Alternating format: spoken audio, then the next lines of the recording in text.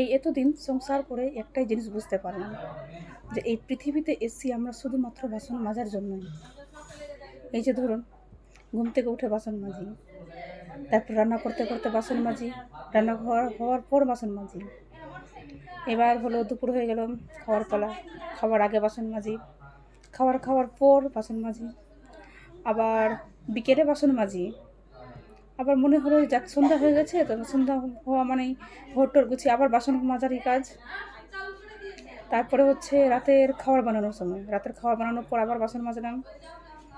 এবার রাত্রে খাওয়ার আগে বাসন মাজলাম, আবার রাত্রে খাওয়ার পরে বাসন মাজলাম। এই বাসন মেজে মেজে আমাদের জীবনটাই হয়ে গেছে তেনা তেনা। তো আবার ঘুমানোর আগে দেখি যে সকালের একটু চাপটা কমানোর জন্য দেখি যে 12টা বাজে রাত্রি। সে বাজলো বাসনটা মেজে নিই, যে সকালে মাজতে হবে না।